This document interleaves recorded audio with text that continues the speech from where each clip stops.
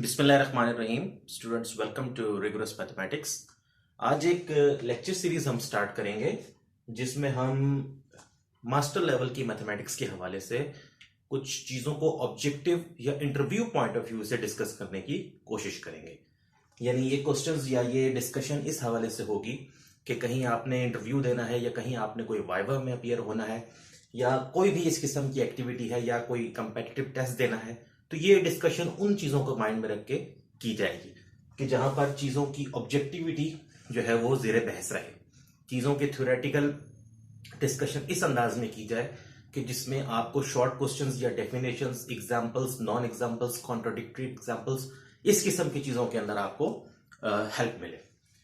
तो जो टॉपिक हमने स्टार्ट करना है आज, हम मैट्रिक्स स्पेस से डिस्कशन का आगाज करेंगे कि मैट्रिक्स स्पेस और चंद स्टैंडर्ड सेट्स के ऊपर हम कुछ स्टैंडर्ड किस्म की मैट्रिक्स को डिस्कस करेंगे और उनके ऑब्जेक्टिव या इंटरव्यू पॉइंट ऑफ व्यू से जो क्वेश्चंस बनते हैं उनको हम डील करने की ट्राई करेंगे। सबसे पहले थोड़ा सा हम इंट्यूटिवली देख लेते हैं कि मैट्रिक क्या चीज है और फिर मैट्रिक स्पेस क्या चीज है। जैसे कोई भी स्ट्रक्चर होता है तो उसका कोई नाम होता है और फिर सेट को स्ट्रक्चर के साथ लिख दिया जाए तो उसको उसी नाम की स्पेस कह दिया जाता है। मिसाल के तौर पे अगर आपके पास कोई सेट है और आपने उस पर कोई इनर प्रोडक्ट डिफाइन कर दिया, कोई डॉट प्रोडक्ट डिफाइन कर दिया, तो अब वो सेट जो है वो अलॉन्ग विद दैट स्ट्रक्चर उसे हम इनर प्रोडक्ट स्पेस कहेंगे। तो स्पेस का वर्ड जब भी मैथमेटिक्स में आता है, it means the set under consideration is equipped with certain kind of mathematical structure. ठीक है। मैट्रिक स्पेस, सबसे पहले हम देखते हैं कि मैट्रिक क्या चीज है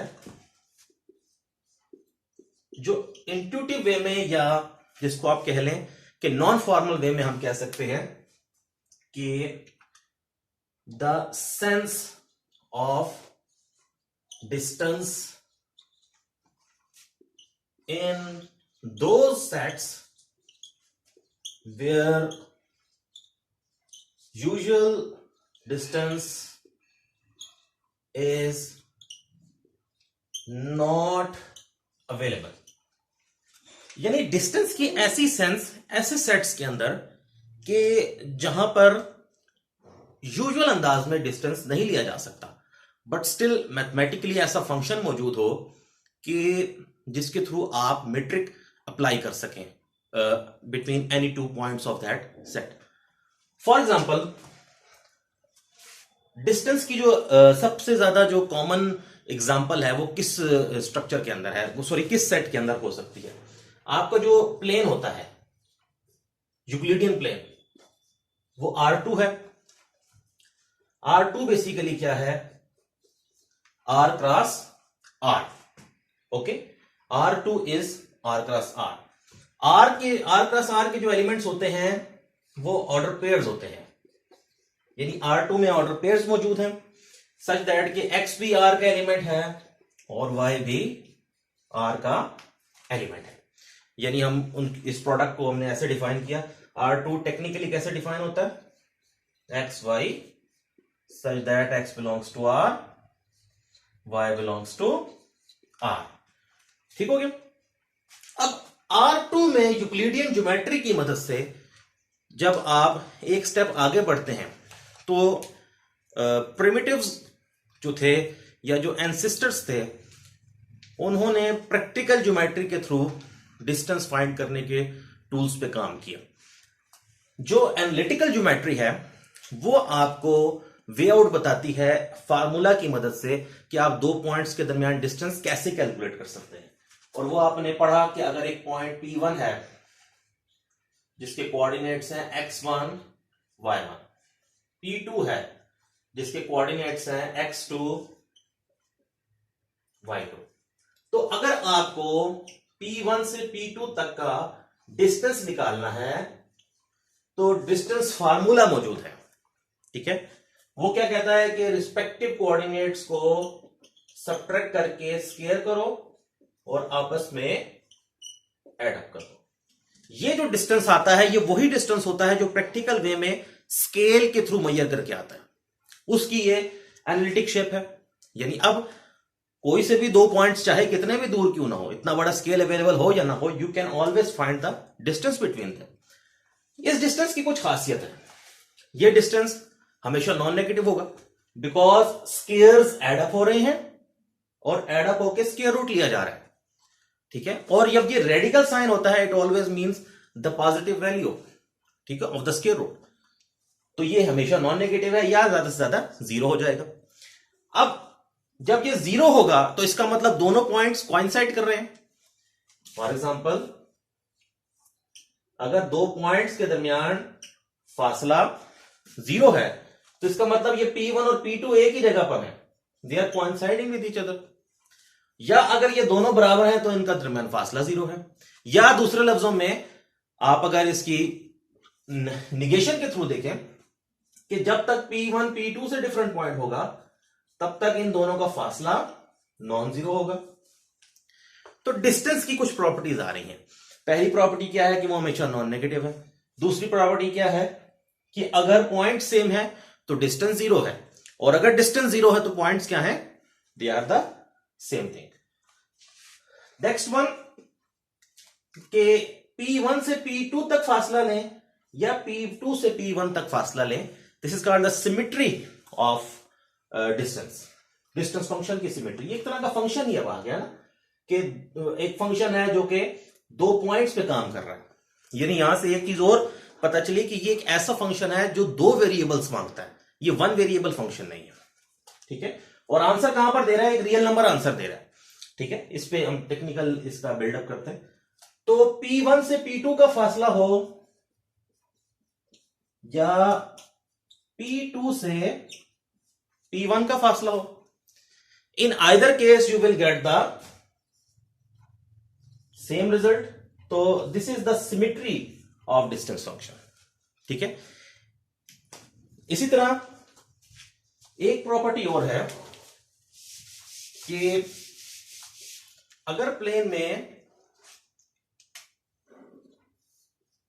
आप तीन पॉइंट्स ले लें, जब तक आप तीन पॉइंट्स को सेम स्ट्रेट लाइन पर नहीं लेंगे तब तक उन्हें कनेक्ट करके हमेशा एक ट्राइंगल बनेगा। अब ये क्वेश्चन भी हो सकता है कि तीन पॉइंट्स अगर एक ही लाइन पे लिए जाएं तो क्या बनता है, ऑफ कोर्स वो लाइन ही बनेगी। और अगर वो तीनों कोलिनियर ना हो, यानी उन्हें मिला के एक लाइन ना बने, तो उन तीनों को मिला के फिर क्या बनेगा, ऑफ कोर्स उनको मिलाकर एक ट्राइंगल बनेगा, एक्स वाई एंड जेड, ठीक हो गया। अब आपका एक एलिमेंट्री ज्योमेट्री का थ्योरम है जो कि कहता है कि ट्राइंगल की कोई भी एक साइड लें, यानी एक्स से जेड का फासला लें, एक्स से वाई का फासला लें और वाई से जेड का फासला लें। तो ये जो कोई एक साइड आप अगर चुने इसकी, तो उनका वो जो फासला है उस साइड में जो दो वर्टिसेस हैं उनका आपस में, वो बाकी दोनों के सम से क्या है, यानी बाकी जो पॉइंट्स रह जाते हैं उनका आपस में फासले के सम से क्या रहेगा, लेस और इक्वल रहेगा। यानी एक्स से जेड का फासला, यानी एक साइड की जो लेंथ है वो बाकी दोनों साइड्स की लेंथ से क्या है, लेस और इक्वल है। अब साइड की लेंथ वर्टिसेस का फासला है, ठीक है। तो ये एक रिजल्ट है हमारे पास। ये इक्वालिटी कब होती है, if X Y Z are collinear then dxz is equal to dxy plus dyz। और लॉजिकली भी बात दुरुस्त है कि x है, y है, z है, तो x से z का फासला, x से y का फासला जमा y से z का फासला। मगर जब ये ट्राइंगल होगा तो स्ट्रिक्टली लेस रहेगा। अब हमें नहीं पता कि हमने तीनों पॉइंट्स कोलिनियर लिए हैं या नॉन कोलिनियर लिए हैं, तो इन जनरल ये इससे लेस है। तो ये तो प्लेन के अंदर था कि जब आप डिस्टेंस ले रहे हैं तो ये एक और प्रॉपर्टी डिस्टेंस की सामने आ रही है कि अगर तीन पॉइंट्स इन्वॉल्व हो रहे हैं तो कोई से भी दो पॉइंट्स का जो फासला है वो बाकी रह जाने वाले जो सिस्टम होगा, बाकी जो अरेंजमेंट्स होगी, उस डिस्टेंस के सम से लेस और इक्वल रहेगा। तो ये डिस्टेंस की कुछ प्रॉपर्टीज थी। और कौन सा डिस्टेंस, जो एक आम अंदाज में डिस्टेंस आता है, जो एक इंट्यूटिव किस्म का डिस्टेंस होता है।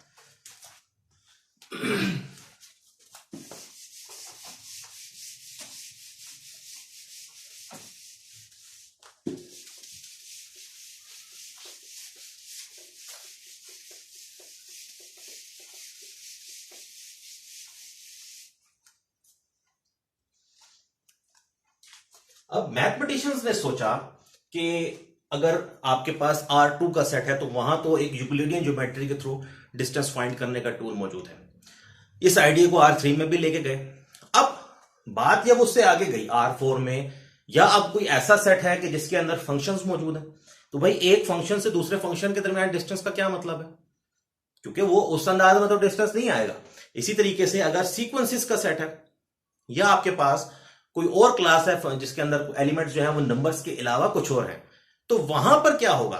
तो मैथमेटिशियंस ने इस पे काम किया और एक फंक्शन डेवलप किया जिसे मीट्रिक फंक्शन कहा जाता है, कि जी वो जो चार प्रॉपर्टीज जो यूजुअल डिस्टेंस में होती हैं, आप अगर कोई ऐसा मैथमेटिकल फंक्शन डिस्क्राइब करें कि कोई सेट एक्स है, तो उसकी कार्टेशियन प्रोडक्ट से लेकर के सेट ऑफ रियल नंबर्स तक कोई फंक्शन डिफाइन करें जो उन चार प्रॉपर्टीज को सेटिस्फाई करता हो, उसको डी का नाम दे दें डिस्टेंस की मुनासबत से। आर में क्यों जा रहा है, ताकि वो उनका दरमियान उनके ऊपर अप्लाई होके, किसी पेयर पे अप्लाई होके एक रियल नंबर को आंसर कर दे। ठीक है, तो हमने आर क्रॉस आर यानी R2 पे डिस्टेंस पढ़ा था। अब हम एक्स क्रॉस एक्स यानी आर्बिट्रेरी सेट एक्स के अंदर दो एलिमेंट्स के डिस्टेंस की बात करेंगे। ठीक है, और डोमेन क्या रखेंगे, एक्स क्रॉस एक्स, ताकि उस पेयर पे हम अपने फंक्शन को अप्लाई कर सकें। तो टेक्निकल बिल्डअप इसका हमने किया है। अब हम डेफिनेशन को स्टेट करते हैं। यानी अब कोई भी फंक्शन है जो एक्स क्रॉस एक्स से आर तक है और उन चार प्रॉपर्टीज को सेटिस्फाई कर रहा है, तो वो डिस्टेंस की सेंस देगा उस सेट के ऊपर, या दूसरे लफ्जों में वो मीट्रिक देगा उस सेट के ऊपर, या डिस्टेंस फाइंड करने का एक तरीकेकार देगा।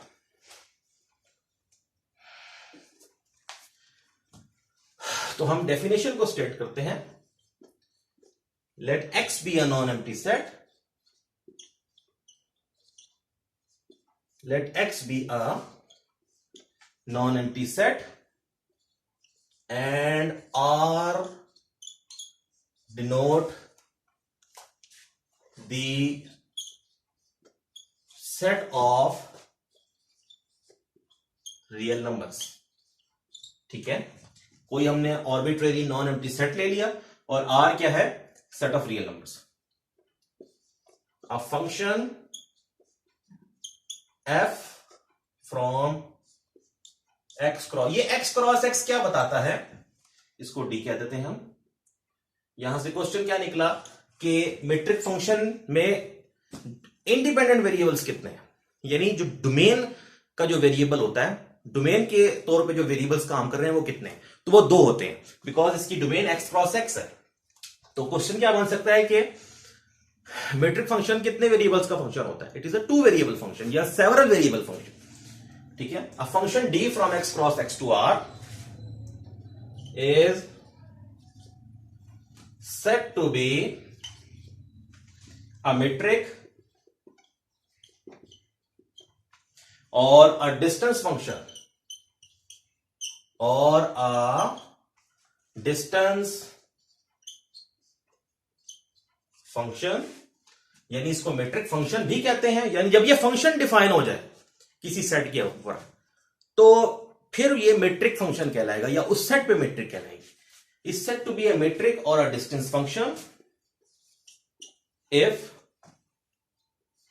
It has following properties, if it has following properties. तो वो प्रॉपर्टीज क्या है, number one, D of X Y must be non negative. ठीक है, इस कंडीशन को हम नॉन नेगेटिविटी भी कह सकते हैं, क्योंकि हमने देखा था कि R2 में जो यूजुअल वे में डिस्टेंस लिया जाता है वो नॉन नेगेटिव होता है। तो अब हम जो एक आर्बिट्रेरी फंक्शन डिफाइन कर रहे हैं वो किसी भी अंदाज में हो सकता है, वो भी क्या होगा, शर्त क्या है, नॉन नेगेटिव हो। सेकेंडली, अगर फंक्शन जीरो आंसर देता है तो इसका मतलब क्या है कि वो दोनों पॉइंट्स जिनके बीच डिस्टेंस लिया है वो बराबर हैं,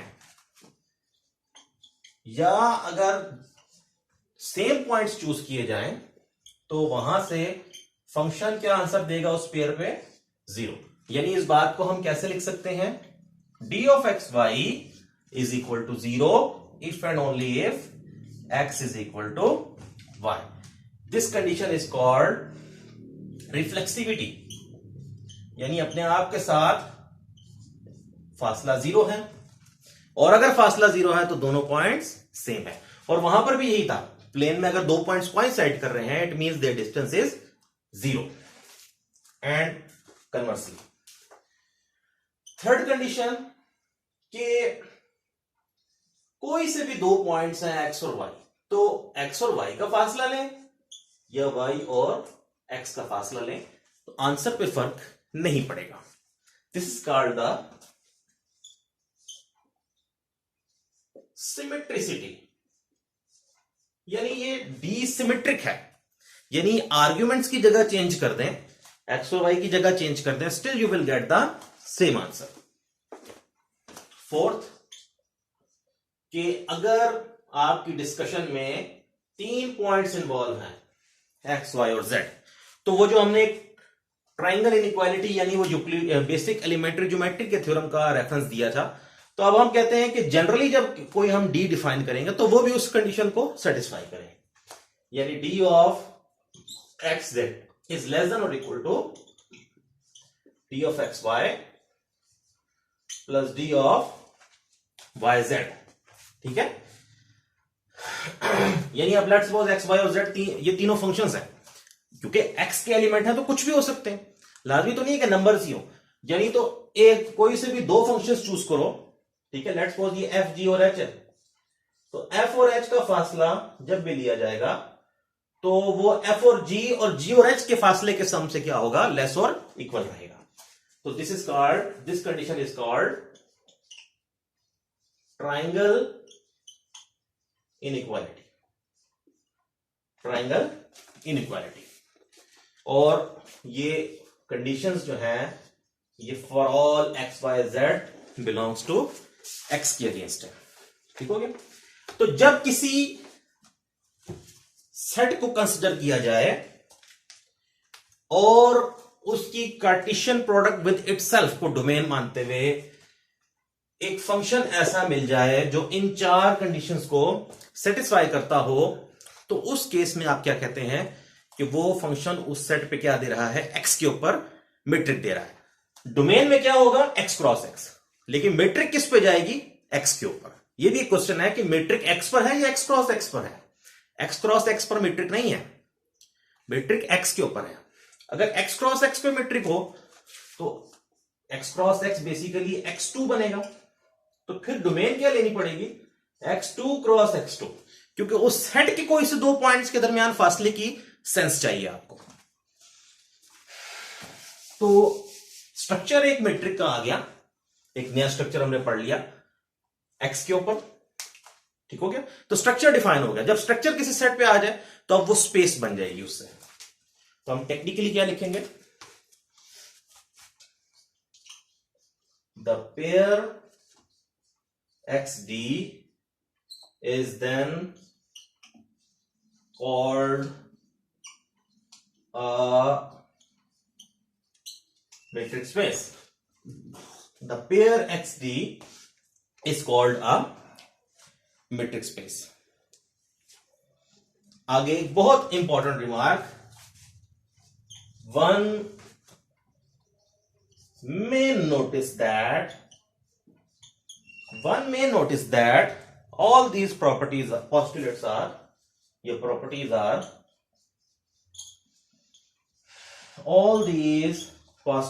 are satisfied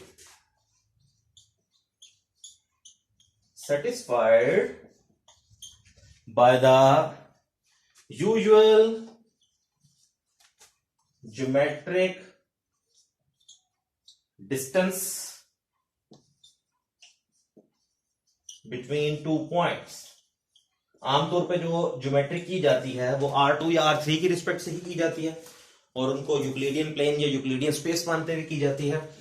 तो यही बात हमने लिखी कि हमने उन्हीं प्रॉपर्टीज को जनरल स्पेक्ट्रम में चेक किया कि जो कुछ वहां यूजुअल वे में होता था, अगर किसी आर्बिट्रेरी सेट में हो तो फिर हम उसको मेट्रिक फंक्शन कह देंगे।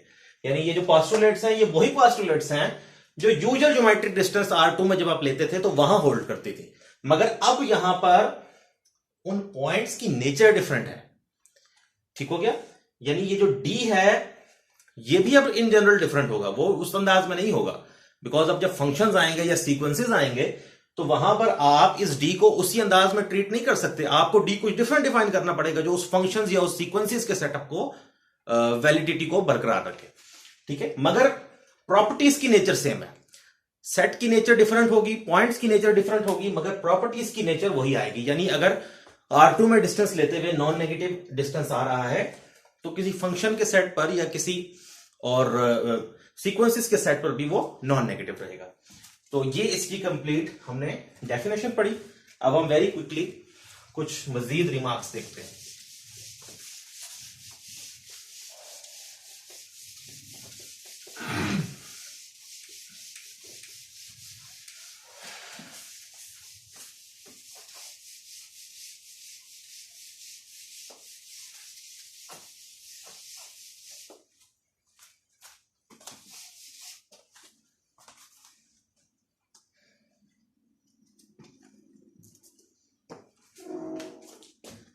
few remarks,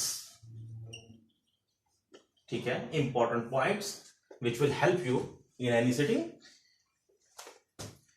कि आपने कहां तक बात पढ़ी थी कि अगर x और z का फासला है तो वो x और y के फासले जमा y और z के फासले से लेस और इक्वल रहेगा। हम इसको एक्सटेंड कर, यहां पर 3 पॉइंट्स हिस्सा ले रहे हैं, हम इसको एक्सटेंड कर सकते हैं through the process of mathematical induction. मैं प्रूफ नहीं दूंगा बिकॉज वो यहां पर मेरी डोमेन में सेट नहीं होता। कि अगर n पॉइंट्स इन्वॉल्व हो जाए डिस्कशन में, यानी x1 है, x2 है, x3 है और xn-1 और xn, तो this is called generalised triangle inequality. x1 से xn का जो डिस्टेंस है वो बाकी जितने पॉसिबल डिस्टेंसेस बन सकते हैं सीक्वेंस वाइज, उनके सम से क्या रहेगा, लेस और इक्वल। इस तरीके से this is called generalised triangle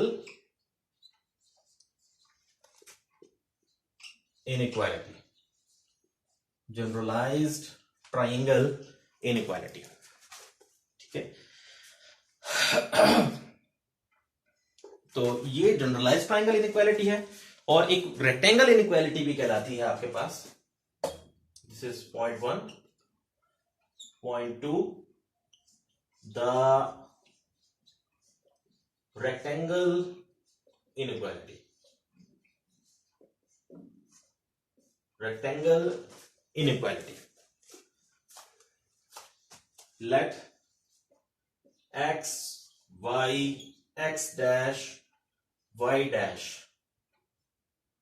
in some, ये किसी मेट्रिक स्पेस के पॉइंट्स हैं, यानी किसी सेट x से लिए गए हैं जिसके ऊपर कोई मेट्रिक D डिफाइन है, यानी किसी सेट पे डिस्टेंस लेने की सेंस डिफाइन है।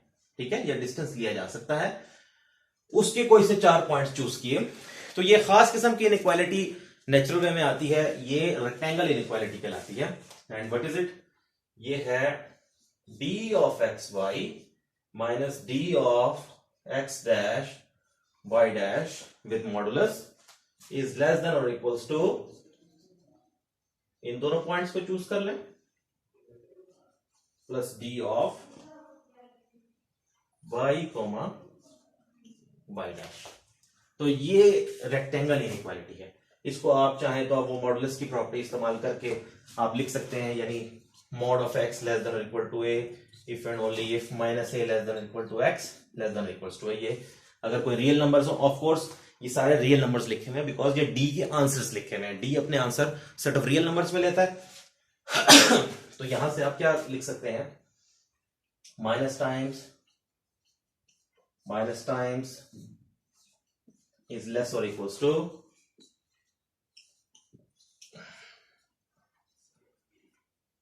which is further less or equals to y comma y dash. तो this inequality is actually called rectangle inequality. अब एक वेरी इंटरेस्टिंग रिमार्क है इसके बाद, इसको हम डील करेंगे.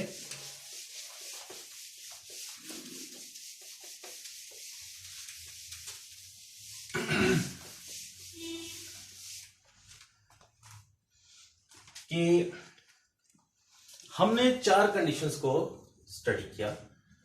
पहली क्या थी कि दो सेट्स कि 2 पॉइंट्स किसी सेट के लिए जाए तो वो नॉन नेगेटिव हो.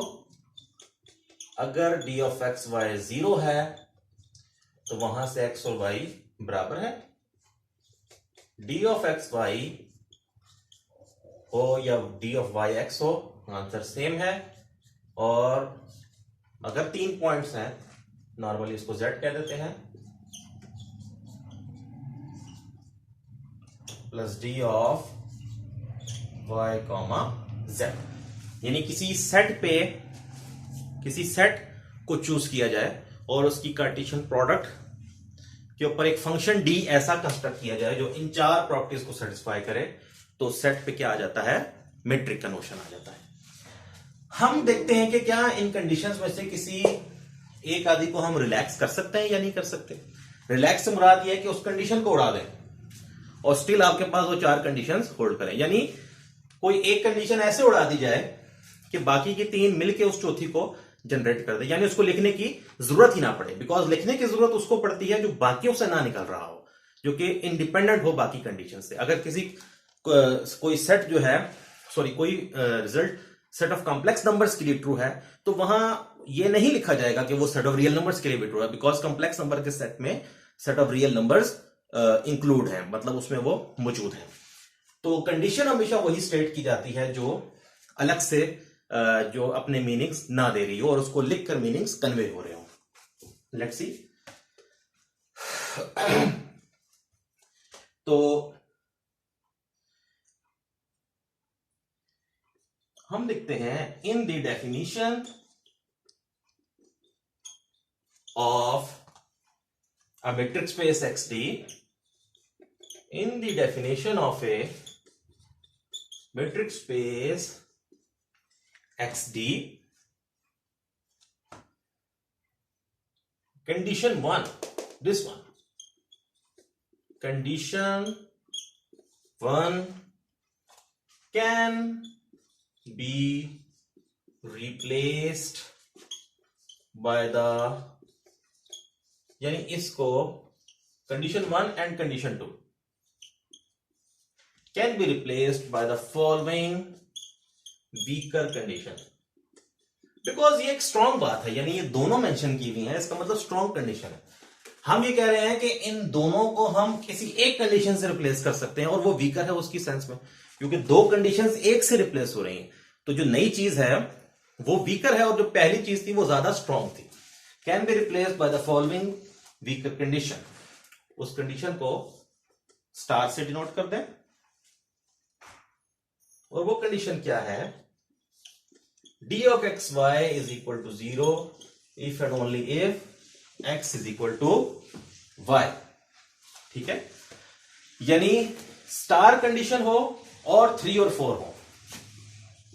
Star 3 and 4 are good enough to define a metric on x. यानी ये मेंशन ना भी किया जाए, यानी 1 और 2 बेसिकली इस 2 से ही रिप्लेस हुई है, यानी 2 अपनी जगह मौजूद है, आप 1 के बगैर भी काम चला लेंगे. यानी जो नॉन नेगेटिविटी की जो कंडीशन है वो अलग से मेंशन करना जरूरी नहीं है, वो इसमें ही इंक्लूड हो जाती है. अब हम देखते हैं कि इन 3 कंडीशन से हम इस पहली वाली कंडीशन तक कैसे पहुंचते हैं कि उसको लिखने की जरूरत ही ना पड़े.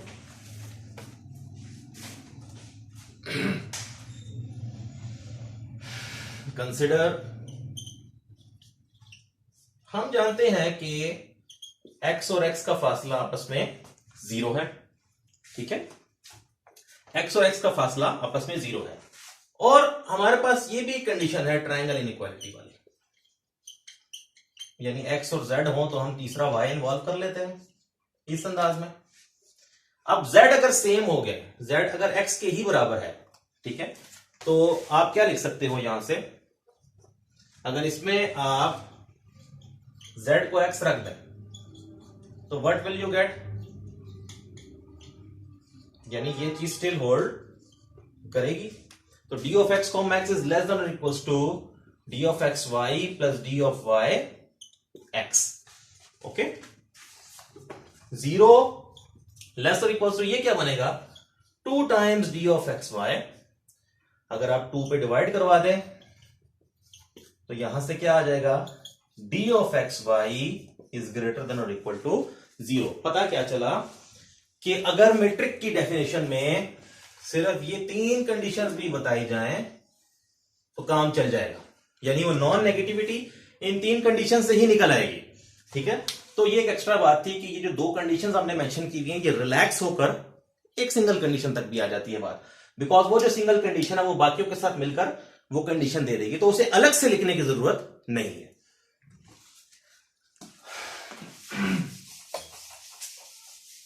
अब हम कुछ स्टैंडर्ड किस्म के सेट्स के ऊपर कुछ स्टैंडर्ड किस्म की मैट्रिक्स डिस्कस करते हैं।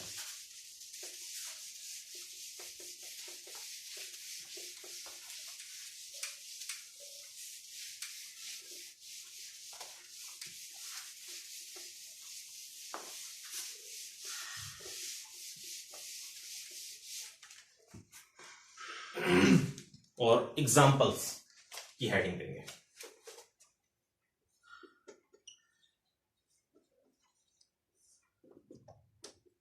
Examples number 1, let x is equal to r। r क्या है, set of real numbers. r set of real numbers है। सबसे पहले हम सेट ऑफ रियल नंबर के ऊपर कोई मैट्रिक डिफाइन करने लगे हैं। Define d from x cross x या r क्रॉस r, और कहां तक जाते हैं, कोड डोमेन क्या लेनी है, हमेशा सेट ऑफ रियल नंबर्स लेना है। कैसे डिफाइन करेंगे, यानी 2 रियल नंबर्स के दरमियान फासला कैसे आएगा, उनके डिफरेंस का मॉडुलस, यानी उन्हें माइनस करके मॉडुलस लेना है। फॉर एग्जांपल अगर d ऑफ 1 3 है तो ये डिस्टेंस कैसे आएगा, 1 minus 3 which is modulus of -2 which is 2।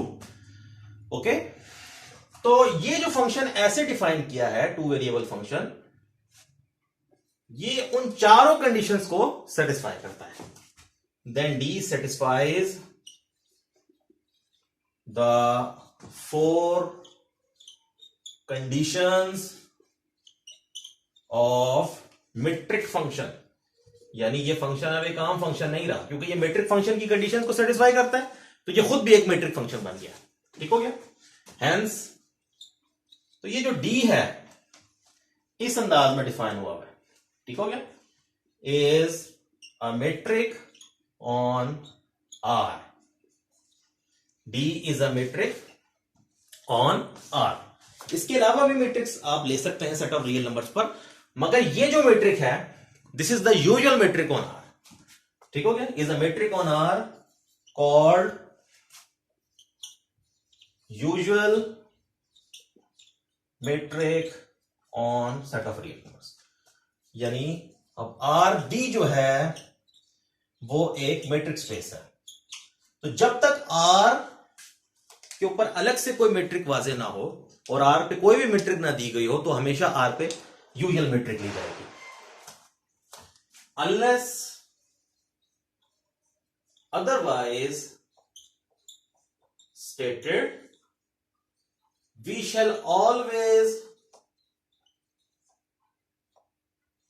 consider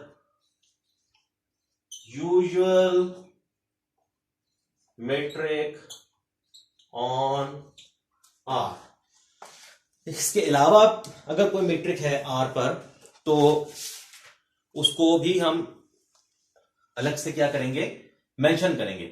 अगर कोई भी मेंशन नहीं है तो हमेशा यही मैट्रिक कंसिडर की जाएगी। इसी तरह अगर हम सेट ऑफ कॉम्प्लेक्स नंबर्स की बात करें, यानी सेट ऑफ कॉम्प्लेक्स नंबर्स है, तो define D from C cross C to R by, अब C के मुनासबत से हम Z यूज कर लेते हैं। C क्रॉस C में कॉम्प्लेक्स नंबर्स के पेयर्स है, Z1 माइनस Z2। तो this is the usual metric on set of complex numbers. और कॉम्प्लेक्स नंबर के सेट पर भी जब तक अलग से कोई मैट्रिक ना मेंशन हो तब तक आप हमेशा यही मैट्रिक क्या करेंगे, चूज करेंगे। नाउ वेरी इंटरेस्टिंग वन, अगर हम R2 ले लें, R2 और set of complex numbers these are different things, ठीक है, इस पे भी डिस्कशन करेंगे जरूर। R2 R क्रॉस R, ठीक हो गया, डिफाइन। अब R2 पर तो यूक्लिडियन ज्योमेट्री की मदद से भी डिस्टेंस की सेंस मौजूद है, तो हम उसी को देखते हैं। तो वो डेफिनेटली उन चार प्रॉपर्टीज आई ही वहीं से थी, शुरू में सारा बैकग्राउंड दिया। तो हम R2 क्रॉस R2 से R तक फंक्शन कैसे लेंगे, कोई इससे दो ऑर्डर पेयर्स ले लेते हैं और उनके ऊपर डिस्टेंस फार्मूला लगा लेते हैं, उनके ऊपर डिस्टेंस फार्मूला लगा देते हैं। यानी x1 y1 एक पेयर है और x2 y2 एक पेयर है। तो इनके ऊपर डिस्टेंस कैसे लेना है, कंपोनेंट्स को तरतीब से माइनस करें, स्केल करें और ऐड करें। This is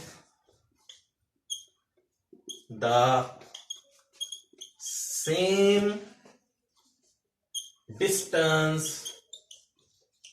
formula from Euclidean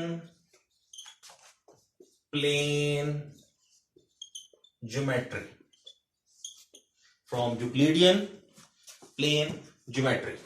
अब R पे भी बात हुई, R2 पे भी बात हुई, अब R3 R4 R5, तो क्यों ना हम Rn पे बात करें कि वो हर पॉजिटिव इंटीग्रल पावर की जो n कॉपीज आप ले सकते हो R की, उसके ऊपर कोई मैट्रिक आए, ताकि आपको R5 पे भी मैट्रिक मिले, R100 पे भी मैट्रिक मिले।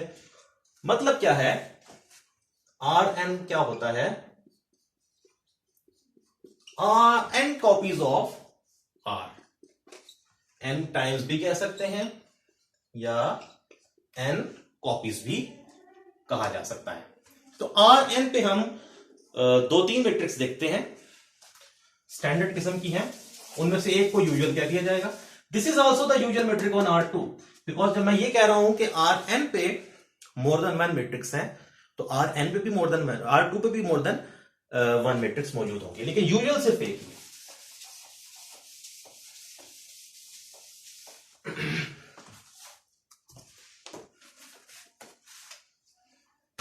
एक को मैं D नॉट कह दूंगा, एक को D1 और एक को सिंपली D से डिनोट कर दूंगा।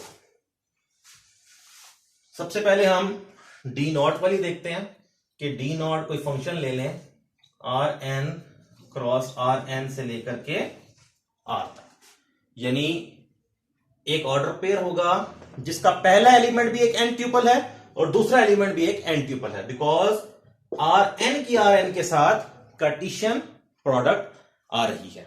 ओके, तो कैसे डिफाइन करना है, D नॉट ऑफ XY। अब ये XY कोई मामूली XY नहीं है, इसको हमने इसीलिए नीचे अंडरलाइन कर दिया। ये एलिमेंट्स हैं किसके, Rn के, और ये पेयर कहां से आ रहा है, Rn cross Rn। Rn cross Rn में जो पेयर है उसके दोनों कंपोनेंट्स Rn से हैं। Supremum of xi minus yi modulus I varies from 1 to n। जब सबसे पहले मैंने इस मैट्रिक को देखा था तो मैं बहुत टेंस हुआ था, बिकॉज सुप्रीमम तो किसी सेट का लिया जाता है तो I was just not that much good enough at the technical point of the things. But later on understand किया कि एक्चुअली ये सेट ही का सुप्रीमम है, बस सेट की नोटेशन को लिखा नहीं गया, बिकॉज ऑफ कोर्स सुप्रीमम किसी सेट का होता है। सुप्रीमम की डिस्कशन हम अलग से करेंगे। फिलहाल हम सुप्रीमम से ये मुराद ले लेते हैं नॉन टेक्निकल वे में कि सेट की सबसे बड़ी वैल्यू या सेट की ऐसी वैल्यू जिससे बड़ी कोई वैल्यू आप बता नहीं सकते। इसकी प्रॉपर एक डिस्कशन होगी, जो जब हम रियल एनालिसिस का पोर्शन करेंगे तो वहां हम इस चीज को जरूर देखेंगे। ये एक्चुअली लिखा हुआ क्या है, देखिए x और y की नेचर को समझिए। x और y जो हैं, these are the elements from Rn। तो n ट्यूपल्स हैं, x की मुनासबत से मैं इसे x1 x2 x3 up to xn ये नाम दे दिया, ठीक है। और इसी तरह y को भी, y भी एक n ट्यूपल है। तो डिस्टेंस कैसे आया हुआ है, सुप्रीमम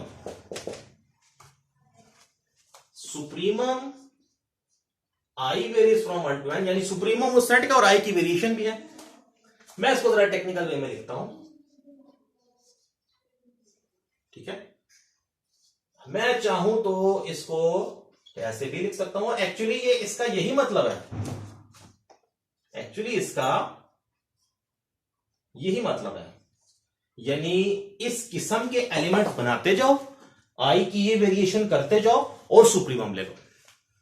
मजीद खोल के लिखते हैं सुप्रीमम। अब आई को वैल्यूज दें, x1 minus y1 modulus, comma x2 minus y2 modulus, comma x3 minus y3 modulus, और कहां तक प्रोसेस जाएगा, n तक, xn माइनस yn मॉडुलस। ये सेट कंस्ट्रक्ट करें। अब देखें, हमेशा याद रखें, फंक्शन की जो आउटपुट होती है उसमें उसके जो इनपुट के वेरिएबल्स होते हैं वो यूज होते हैं। फॉर एग्जांपल, अगर एक फंक्शन मैंने डिफाइन किया x², तो देखिए ये x वही है जो इनपुट वाला वेरिएबल है। इसी तरह यहां इनपुट वेरिएबल्स ये हैं, ये पूरा एक वेरिएबल है और ये पूरा। तो जब तक ये सारे कंपोनेंट्स इस आउटपुट में इन्वॉल्व नहीं होंगे तब तक बात नहीं बनेगी। बात दफा नहीं भी होते, लेकिन नॉर्मली होते हैं। तो देखिए करना क्या है, कंपोनेंट वाइज माइनस करते जाओ और मॉडुलस लेते जाओ, और उसका जो सुप्रीमम है वो कैलकुलेट कर लो, ठीक है। अब ये फाइनाइट सेट है, फाइनाइट सेट का सुप्रीमम हमेशा एग्जिस्ट करेगा, तो इस वजह से लाजमन ये सुप्रीमम वेल डिफाइंड होगा, एक रियल नंबर होगा, बिकॉज फाइनाइट सेट का है। तो इसका मतलब है ये डी नॉट एलिमेंट कहां से ले रहा है, Rn क्रॉस Rn से, और ये आंसर कहां पर दे रहा है, R के ऊपर। और जब हम टेक्निकली देखते हैं तो वो चार प्रॉपर्टीज भी सेटिस्फाई होती हैं। तो हम कह देते हैं कि D nought is a metric on Rn। अब ये Rn पे मेट्रिक है, तो हम नेक्स्ट लेक्चर में देखेंगे कि ये R पे भी मेट्रिक है, ये R2 पे भी मेट्रिक है। इसी तरह हम 2 से 3 मैट्रिक्स मजीद इसके ऊपर देखेंगे और मजीद डिफरेंट किस्म के सेट्स को कंसिडर करके वहां मैट्रिक डिफाइन करेंगे। Till then it's time to say goodbye, thank you.